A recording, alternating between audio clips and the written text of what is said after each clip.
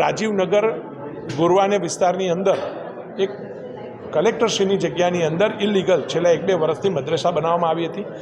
તો આની પણ નોટિસ આપીને સીલ કરવામાં આવી છે, પરંતુ અમે ફરી એકવાર એને માગણી કરી છે કે તેને ઝડપથી તોડી નાખવામાં આવે.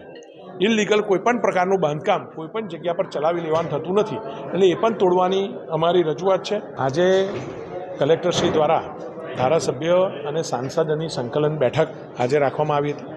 સયાજીગંજના વિવિધ પ્રશ્નો એટલે કે સયાજીગંજ વિસ્તારની અંદર જે ન્યૂ અલકાપુરી એરિયા છે, કરોડિયા ઉંડેરા, આ એરિયાની અંદર લાઇટો જવાના પ્રશ્નો જે અમારા સુધી ધ્યાને આવ્યા છે, તો એક નવું સબસ્ટેશન એ ભાગની અંદર કાર્યરત ભવિષ્યમાં કરવામાં આવે તો આ પ્રશ્નોનું પરમેનન્ટ નિરાકરણ શક્ય છે.